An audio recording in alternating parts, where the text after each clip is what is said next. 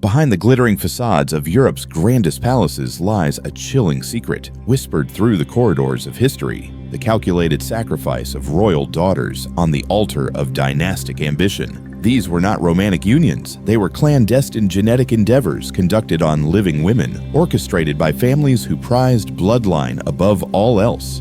For over a millennium, royal houses across Europe, Egypt, and beyond practiced a custom euphemistically known as keeping the blood pure. Fathers wed daughters to uncles, sisters to brothers, and cousins to cousins, treating them as little more than breeding stock.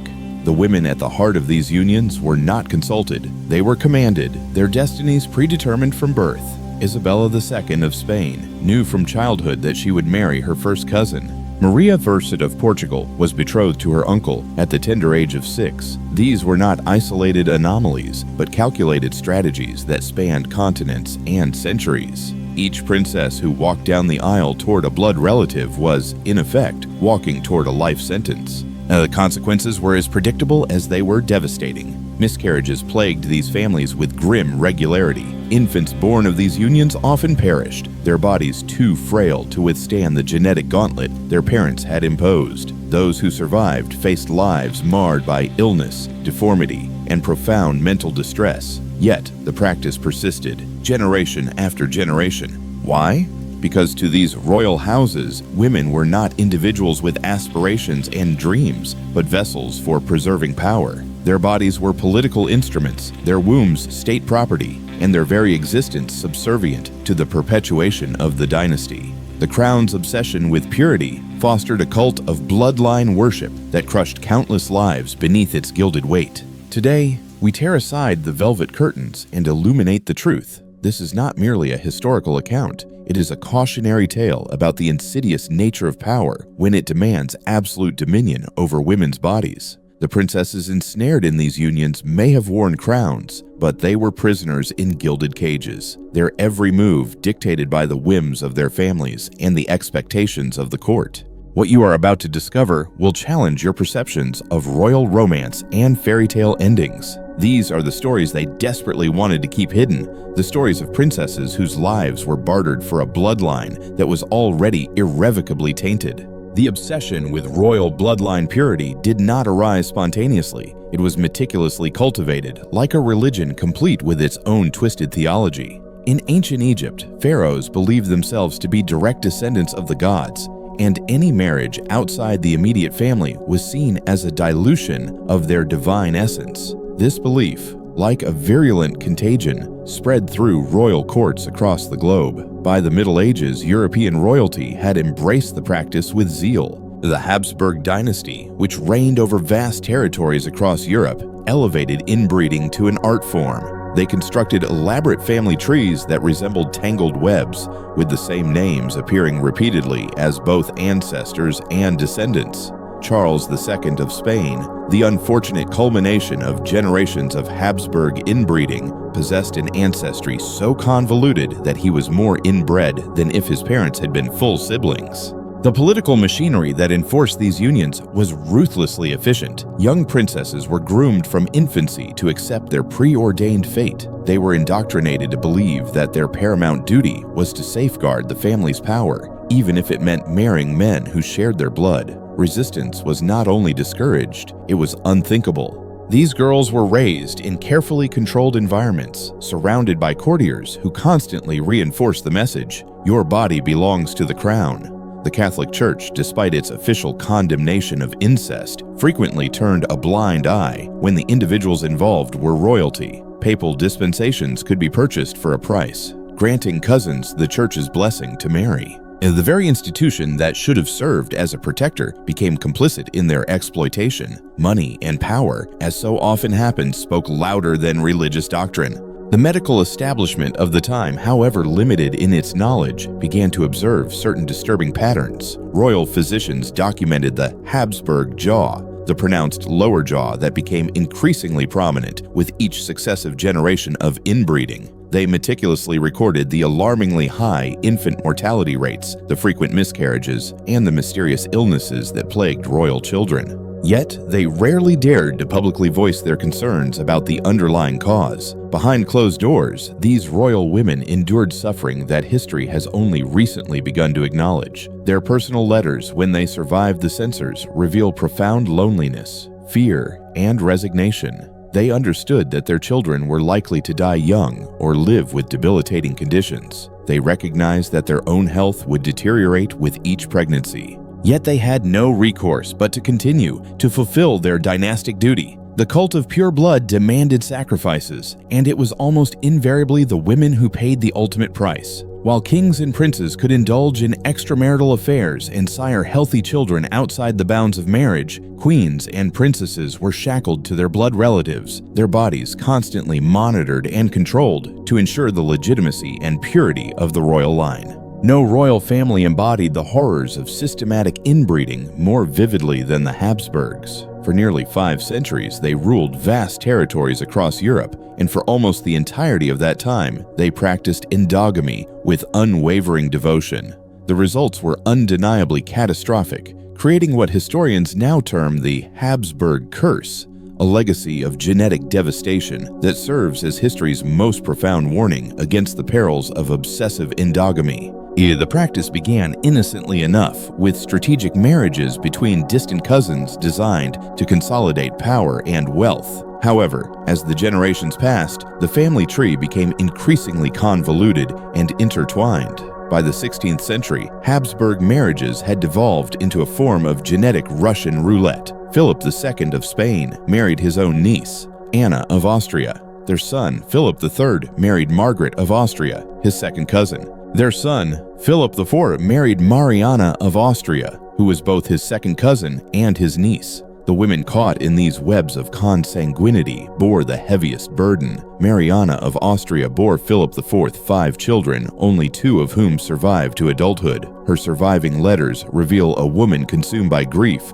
forced to watch child after child succumb to genetic disorders that the court physicians could not comprehend. She suspected that something was fundamentally wrong with these marriages, confiding in her confessor about the unnatural fears that haunted her during each pregnancy. Margaret Teresa of Spain represents perhaps the most poignant example of this dynastic tragedy. Married to her uncle Leopold, first at the age of 15, she was essentially a child bride offered as a sacrifice to maintain Habsburg control over the Spanish throne. Contemporary portraits depict a young woman with the distinct Habsburg features, the protruding jaw, the drooping lower lip, but they also reveal something more: eyes that seem to hold a deep and terrible knowledge. Margaret Teresa's brief life was a relentless cycle of pregnancies and losses. Of her 4 children, only 1 survived to adulthood. She died at the age of 21, her body ravaged by the genetic burden she carried and passed on. Her death was officially attributed to complications from childbirth, but modern genetic analysis suggests that she likely suffered from multiple hereditary conditions that made pregnancy exceptionally dangerous.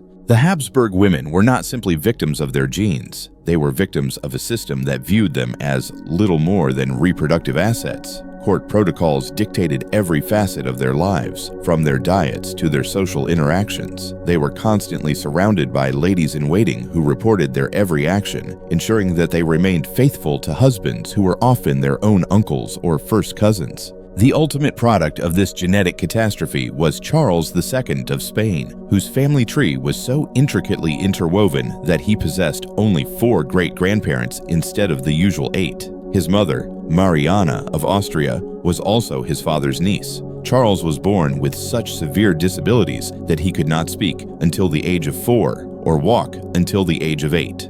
His death without producing an heir finally brought the Habsburg line in Spain to an end, but not before countless women had been sacrificed in a futile attempt to maintain it. Among the many tragic figures in this somber history, Maria I of Portugal stands out as particularly heartbreaking. Known to history as Maria the Mad, her story illustrates how the combination of inbreeding and the immense pressure of royal duty could shatter not only bodies, but also minds. Her descent into madness was not simply a personal tragedy. It was the inevitable consequence of generations of incestuous unions. Maria was born in 1734 into a family already weakened by centuries of intermarriage. The Portuguese royal family, like their Spanish cousins, firmly believed that marrying within the family would solidify their claim to the throne. Maria's own parents were closely related, and the genetic dice were loaded against her from the moment of her birth. At the age of 25, Maria married her uncle Pedro III.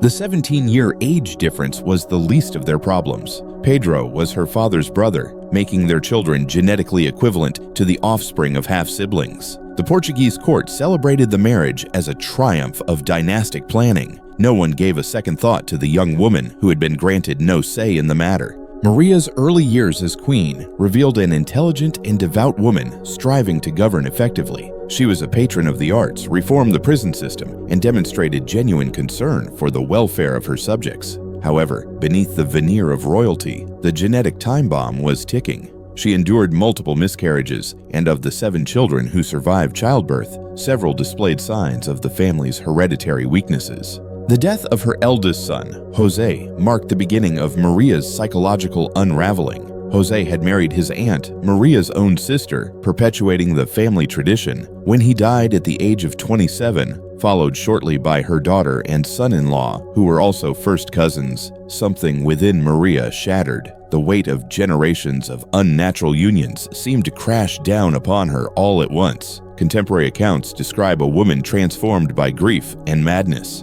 Maria would wander the palace halls at night, shrieking about damnation and begging forgiveness for unnameable sins. She became convinced that she was destined for hell, that her entire family was cursed. In her moments of clarity, she would speak of the poison in our blood, perhaps intuitively understanding what modern science would later confirm. The court physicians tried every available treatment: bleeding, purging, ice baths, isolation. Nothing proved effective. Maria's screams echoed through the palace of Queluz, a sound that courtiers described as the voice of centuries of sin. She would refuse to sign state documents, convinced that her signature would condemn her soul. She saw demons lurking in the shadows and heard the voices of her deceased children accusing her of murder. What makes Maria's case particularly tragic is that she seemed to grasp, in her madness, truths that the sane world around her refused to acknowledge. Her ravings about poisoned blood, cursed children, and divine punishment for unnatural acts were not entirely unfounded. They were simply expressed in the language of religious terror rather than genetic science. Marie-Louise of Austria's story presents a different type of horror, not the slow genetic deterioration of the Habsburgs or the descent into madness of Maria first, but the cold, calculated manipulation of a young woman's body for the sake of political expediency. Born into the Habsburg family in 1791, Marie-Louise was raised with a single purpose: to be bartered for power when the opportune moment arrived. That moment came in 1810, when Napoleon Bonaparte, having divorced Josephine due to her inability to produce an heir, required a wife of royal lineage. The Austrian court, defeated in war and desperate for peace, offered up their 18-year-old archduchess as a sacrifice to appease a conqueror. Marie-Louise had been raised to despise Napoleon as the embodiment of everything her family stood against. Now she was informed that she would share his bed. The negotiations surrounding this marriage were conducted with the clinical detachment of a livestock auction. Napoleon's representatives examined portraits, inquired about Marie-Louise's health, her fertility, and her docility. They sought assurances that she came from sound breeding, stock an ironic request, given the history of the Habsburgs. Marie-Louise herself was not consulted. Her father, Emperor Francis I, simply informed her of her duty.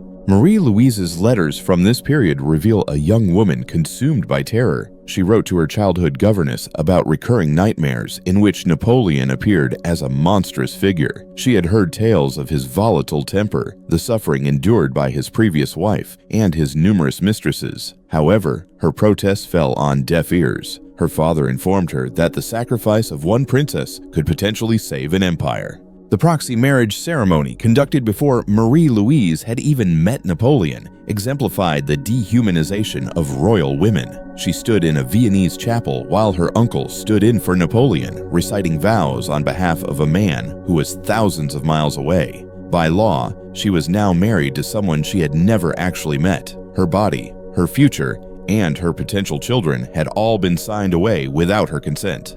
When Marie-Louise finally encountered Napoleon, she found not a monster, but something perhaps even worse, a man who viewed her primarily as a brood mare. Napoleon was consumed with the desire to produce an heir, and Marie-Louise understood that her value to him rested entirely on her ability to conceive. The pressure was immense. The entire French court closely monitored her menstrual cycles, whispering about every potential sign of pregnancy. Marie-Louise did eventually produce the heir that Napoleon craved, Napoleon II, who was born in 1811.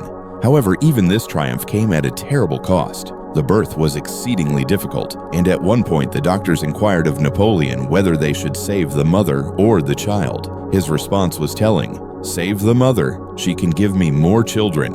Marie-Louise survived, but she never forgot the moment when her life was weighed against her reproductive capacity. After Napoleon's fall from power, Marie-Louise's story took another dark turn. The Congress of Vienna, in its efforts to carve up Napoleon's empire, decided her fate without even consulting her. She was forbidden from following her husband into exile, and she was permanently separated from him. Her son was taken from her and raised in Austria as a Habsburg prince, denied even the use of his father's name. Marie-Louise was granted the Duchy of Parma as a consolation prize, a gilded cage where she spent the remainder of her days. Neither truly a widow nor a wife, her life forever defined by a marriage that she had never desired. The practice of royal inbreeding might seem like a relic of the distant past, but its echoes persist in isolated communities around the world. The Whitakers of Odd, West Virginia, have gained notoriety as America's most inbred family, their story serving as a stark reminder that the horrors of forced endogamy did not vanish with the fall of royal houses. Hidden away in the Appalachian Mountains, the Whitakers represent the consequences of isolation, poverty, and entrenched family traditions that create a closed genetic loop. Discovered by photographer Mark Lyda in 2004, the family shocked the world with the visible manifestations of generations of inbreeding. Unable to communicate through conventional language, relying instead on grunts and gestures, some family members display physical characteristics reminiscent of the Habsburg jaw and other deformities associated with royal inbreeding. What makes the Whitaker case particularly disturbing is not only the genetic damage, but also the systemic factors that perpetuated it. Like the royal families of old, the Whitakers were trapped by tradition and geographic isolation. The women in the family, in particular, had little say in their choice of partners. Geographic isolation meant that potential mates were almost always blood relatives, and poverty made leaving the community virtually impossible. The parallels to the imprisoned princesses in European palaces are undeniable. Even more shocking is the case that emerged from Australia in 2012. In rural New South Wales, authorities uncovered a family of 38 members living in squalor, the product of 4 generations of incest. The matriarch, given the pseudonym Betty Colt by the courts, had established a closed family system in which brothers married sisters, uncles paired with nieces, and fathers with daughters. The children discovered in the compound were unable to speak properly, suffered from severe physical deformities, and lacked basic knowledge about the outside world. The Australian case revealed a crucial element, the mindset that enabled systematic inbreeding. Betty Colt ruled her family like a queen, determining who would pair with whom and isolating her descendants from outside influences. She fostered a cult of family in which loyalty meant accepting whatever union she decreed. The women and girls in this family were as trapped as any Habsburg princess, their bodies controlled by a matriarch obsessed with maintaining the purity of the bloodline. These modern cases strip away the veneer of glamour associated with crowns and palaces, revealing the raw horror of forced inbreeding. Without the facade of royal tradition, we can see these practices for what they truly are: systems of control that sacrifice women's autonomy and the health of their children in order to maintain power within a closed group. The psychological damage observed in these modern cases mirrors what we can infer about the experiences of historical royal women. Depression, anxiety, and trauma are endemic. The women are acutely aware that their children are likely to suffer, yet they lack the power to break the cycle. They are trapped between familial loyalty and maternal instinct, forced to participate in a system that guarantees suffering for their offspring. What is particularly chilling is how these modern cases illuminate our understanding of the historical ones. When we observe the living conditions of the Whittaker family, we are reminded that royal palaces were simply gilded versions of the same prison. When we learn about the indoctrination methods employed by the Colt family, we gain a better understanding of how royal women were similarly programmed from birth to accept their preordained fate. Modern genetic science has finally provided us with the tools to fully comprehend the scope of the medical horrors inflicted by systematic inbreeding. DNA analysis of royal remains has revealed a catalog of genetic disasters that would have made these women's lives a constant torment of physical and mental anguish. The Habsburg jaw, that protruding mandible that became the family's trademark, was merely the visible tip of a genetic iceberg. This condition, known medically as mandibular prognathism, made eating difficult and speaking painful. However, it was often accompanied by a host of other maxillofacial deformities that historical portraits conveniently minimized. These women struggled with chronic pain, difficulty breathing, and frequent infections. In an era before antibiotics, hydrocephalus, or water on the brain, appeared with alarming frequency in inbred royal lines. Princesses would give birth to babies with grotesquely enlarged heads, knowing that these children were doomed to short and agonizing lives. The emotional trauma of repeatedly bearing such children and being forced to continue trying is almost unimaginable. Queen Maria Luisa of Spain lost multiple children to this condition, each death plunging her deeper into depression. Hemophilia, the royal disease, spread through European royal families like wildfire as a result of inbreeding. While this bleeding disorder primarily affected males, the women were carriers who lived with the constant fear of passing it on to their sons. Every pregnancy became a game of genetic roulette. Tsarina Alexandra of Russia, herself the product of generations of royal intermarriage, watched her son Alexei suffer from hemophilia and blamed herself for his condition until her dying day.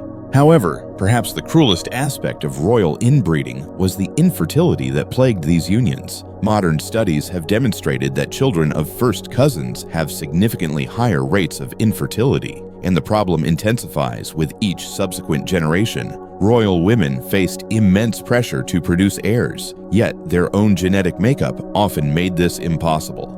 They endured countless pregnancies that ended in miscarriage or stillbirth, each loss representing both a personal tragedy and a political crisis. The mental health consequences were equally devastating. Modern analysis suggests that the madness of Maria I of Portugal was not solely psychological, but also had a genetic component. Porphyria, a group of genetic disorders that can manifest psychiatric symptoms, ran rampant through royal bloodlines. Women suffering from these conditions were often labeled as hysterical or mad and subjected to brutal treatments that only exacerbated their suffering. Autoimmune disorders flourished in these closed genetic pools. Royal women suffered from mysterious illnesses that left them bedridden for months, their immune systems attacking their own bodies. In an era when female complaints were often dismissed as hysteria, these women endured very real physical agony that medicine could neither explain nor treat. The skeletal deformities that were common in inbred populations meant that many royal women lived with chronic pain. Scoliosis, hip dysplasia, and other bone conditions made movement agonizing. Yet they were expected to maintain perfect royal bearing, to dance at balls, and to endure long ceremonial functions. Their portraits depict them standing tall and regal, but their private letters reveal a constant state of agony. To understand the ancient roots of royal incest, we must journey back to Ptolemaic Egypt and examine the most famous product of systematic inbreeding, Cleopatra VII. Far removed from the exotic beauty portrayed in Hollywood films, Cleopatra was the culmination of 3 centuries of sibling marriage, a tradition that makes even the Habsburgs appear relatively restrained. The Ptolemaic dynasty, founded by one of Alexander the Great's generals, embraced the Egyptian pharaonic tradition of sibling marriage with exceptional enthusiasm. For the Ptolemies, this practice was not merely about maintaining power within the family, it was about achieving deification. Egyptian theology held that the pharaoh was divine, and divinity could only mate with divinity. Who then could be more divine than one's own sibling? Cleopatra's family tree resembles a tangled web of recursive loops. Her parents were likely siblings, and her grandparents were definitely siblings. Tracing back through the generations, the same names appear repeatedly: Ptolemy, Cleopatra, Berenice, Arsinoe. Brothers married sisters, uncles married nieces, and occasionally, for the sake of variety, double cousins married each other. The genetic lottery had been rigged for centuries, and it was the women of the dynasty who paid the highest price. Cleopatra II, who lived 2 centuries before the famous Cleopatra VII, exemplifies the horrific nature of this practice. She was married first to her brother Ptolemy VI. When he died, she was married to her other brother Ptolemy VIII. The second brother-husband then proceeded to marry her daughter, his niece, creating a menage a trois of incestuous depravity that plunged Egypt into civil war. The Ptolemaic women were not passive victims; they could not afford to be. Forced into these unnatural unions, they learned to fight, using the only weapons at their disposal: poison, assassination, and manipulation. Cleopatra II raised armies against her brother-husband. Berenice IV had her husband strangled. These women, trapped in a system that denied them basic human dignity, became as ruthless as their circumstances demanded. The famed Cleopatra VII inherited this legacy of blood and dysfunction. Modern historians analyzing busts and coins from her era have noted that she likely bore the physical marks of her inbred heritage: a hooked nose, a jutting chin, and other features suggestive of centuries of genetic stagnation. However, she also inherited the intelligence and ruthlessness that had enabled Ptolemaic women to survive in their twisted world.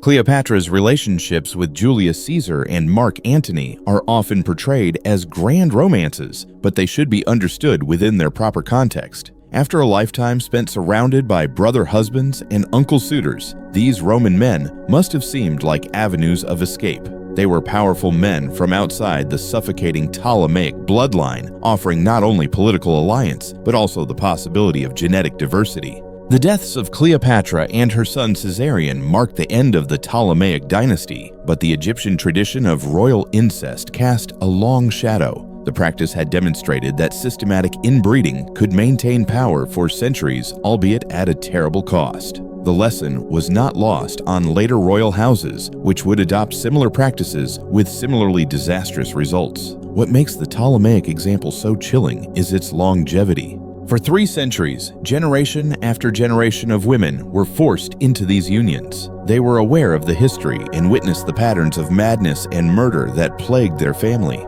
yet they were powerless to break the cycle. Each Cleopatra, each Berenice, and each Arsinoe was both a victim and a perpetrator, trapped in a system that demanded they sacrifice their children to the same fate they had endured. The true horror of royal inbreeding was concealed behind a veil of propriety and propaganda. Court historians produce sanitized accounts that emphasize political alliances and dynastic glory, meticulously omitting the screams from the birthing chambers, the malformed children hidden away in secluded palace wings, and the young women aged prematurely by repeated genetic disasters. Only now, with the advancements of modern science and evolving social attitudes, can we fully comprehend the atrocities that were perpetrated against these women. The complicity of medical professionals throughout history is particularly damning. Royal physicians observed the patterns but remained silent, constrained by their positions and perhaps by their own fears. They developed euphemisms for genetic disorders: weak constitution, delicate health, nervous disposition. They prescribed ineffective treatments for conditions they must have known were hereditary. Their silence allowed the system to endure for generations. The role of royal advisors and courtiers was equally problematic. These were often intelligent and educated individuals who witnessed the consequences of inbreeding firsthand. Yet, they continued to orchestrate these marriages, to pressure young women into accepting them, and to celebrate the unions, even as they produced one tragedy after another. The machinery of monarchy demanded its sacrifices, and everyone played their assigned part. Religious institutions, which should have served as moral guardians, instead provided theological justifications for these practices. Papal dispensations for marriages between close relatives were sold like indulgences, transforming the church into an accomplice in genetic catastrophe. Priests and confessors who heard the anguished pleas of women forced to bear the children of their uncles offered spiritual solace while doing nothing to challenge the system that caused their suffering. The women themselves were silenced by layers of protocol and propaganda. Their letters were censored, and their complaints were dismissed as female hysteria. When they did speak out, their words were misinterpreted as madness or ingratitude. Maria I of Portugal's ravings about poison blood were dismissed as the ramblings of a madwoman, rather than as expressions of profound insight. The Habsburg women who wrote about their fears were instructed to trust in God and to fulfill their dynastic duty. However, some voices did manage to break through the silence. Elizabeth of Bavaria, who married into the Habsburg family, wrote extensively about the cursed blood of European royalty. She refused to allow her daughters to be trapped in the same system and fought against proposed marriages to relatives. Her resistance was viewed as scandalous at the time, but she understood what others refused to acknowledge. The system was fundamentally flawed. Modern historians have finally begun to piece together the authentic narratives from fragments of letters, medical records, and genetic analyses. What emerges is a portrait of systematic abuse disguised as tradition. These women were victims of what we would now recognize as reproductive coercion, forced to participate in genetic experiments that guaranteed suffering for themselves and their children.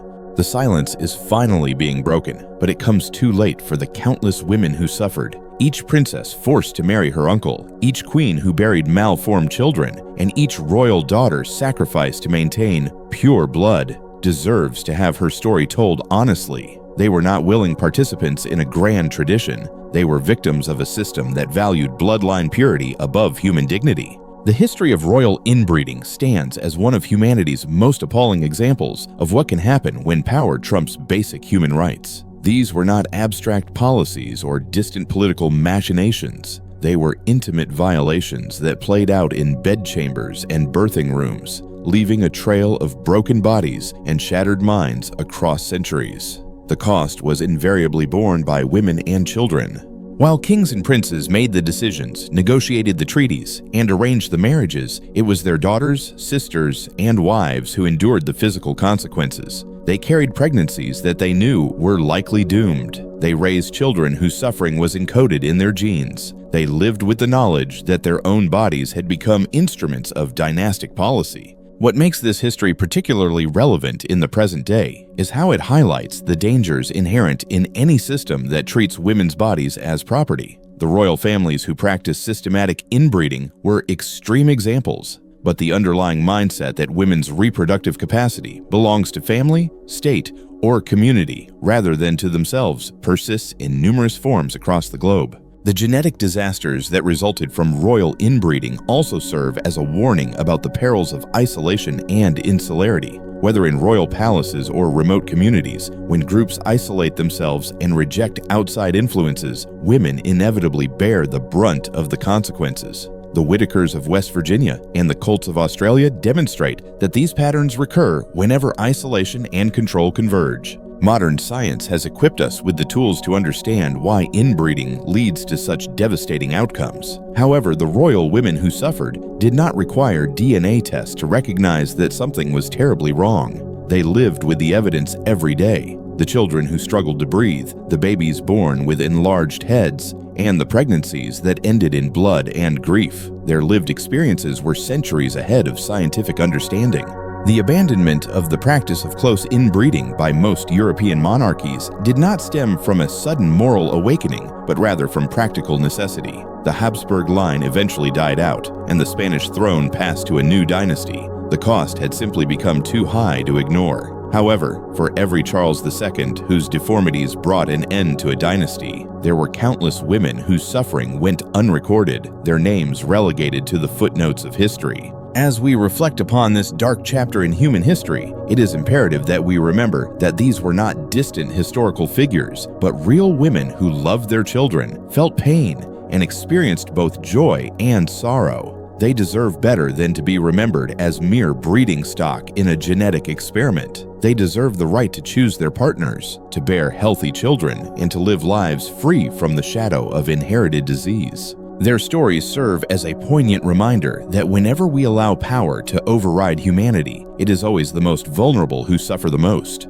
The palaces where these tragedies unfolded still stand, transformed into tourist attractions. Visitors admire the gilded halls, the portraits, and the tapestries. However, if those walls could speak, they would recount the tales of generations of women sacrificed to an obsession with blood purity. They would echo with the cries of malformed infants, the weeping of mothers burying yet another child, and the silent resignation of young brides facing their predetermined fate. This is the true legacy of royal inbreeding, a warning written in blood and tears about the consequences of treating human beings as instruments of power, rather than as individuals deserving of dignity and the right to choose their own destiny.